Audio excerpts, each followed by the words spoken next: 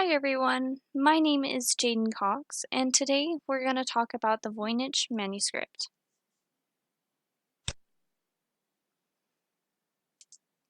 Now, what exactly is the Voynich Manuscript? In 1639, a citizen from Prague named Georgius Bartius wrote a request to Athanasius Kircher. He explained that he owned an old book that was written in an unknown language. It was full of illustrations of plants, astrology, and chemistry. As far as we know, Kircher was unable to translate the text. The book is preserved in the Voynich Library since 1969, where it has received the nickname of the Voynich Manuscript. The script was named after Wilfrid Voynich, a collector of antiques books, brought it to life in 1912. This book contains 102 folios, organized in 18 sections. The writing is elegant, but the script is still unknown to decryptors. Almost all pages include illustrations such as plants, astrology, and interestingly small figures of women. In this book, there are different sections, including an herbal section, an astronomical section, a cosmological section, a biological section, a pharmaceutical section, and a recipe section. As you can see on your screen before you, you can see a couple of the illustrations from the herbal section of plants that may or may not be identified, as well as one of the figurines of the small women, which seem to confuse decryptors a little bit more on trying to crack the code. The first account of the Voynich manuscript was introduced in 1921. Since the research from Voynich, more information has surfaced due to cryptologists' years of work. The Voynich manuscript was made in the early 15th century. Its illustrations seem to have an Italian and German characteristics, so it may have originated in that area, although that's just speculation. The first identified owner is Jacobus Horky Tepechnik. This could be certain as he wrote his name in the first folio of the manuscript.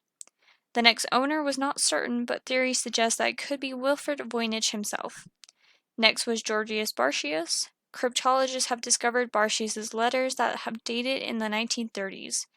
Not only did these letters include letters from Bartius, but also emperors, popes, and Jesuit missionaries from all over the world, all letters pertaining to the Voynich manuscript and their reports on the research.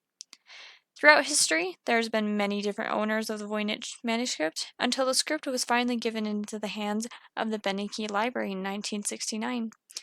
On the left, you can see the inside and the outside of the Voynich Library, where the Voynich manuscript currently is located. On the right, that is Wilfrid Voynich himself. So, how does the cipher work? Since the cipher is still not decoded, it is not clear how the cipher may work, although there has been some theories. One of the most significant theories at the time is made by a cryptanalyst named Prescott Currier. He made an effort to decode using an alphabet that he designed independently. This alphabet uses letters A to Z and the numbers 0 to 9. Another cryptanalyst came along named Mary D. Imperio. She had also been using the same method of decrypting, but her own alphabet that she designed on her own. She then decided to join Currier's research and combine their alphabets together. This form has been used up until the 1990s. The following table showed the different methods used to attempt to encrypt the Voynich manuscript. This was also found to have errors later on, as there was many characters that were unidentified and untranslated. As you can see before you, there are many. So this theory was proved wrong. Some other attempts include the Frog Guy encryption, designed in 1991 by a man named Jacques Guy. There's even the method called the EVA method, standing in for the Extensile Voynich, and this is designed by Gabriele Landini. This method uses 4 different categories. Another method was the V101. The V101 was designed to keep stroke combinations that appear to him to be single signs as single characters. It uses to make a difference between several variances, and he translated the entire text using this alphabet. Although it has not been official, he believes that he may have cracked it.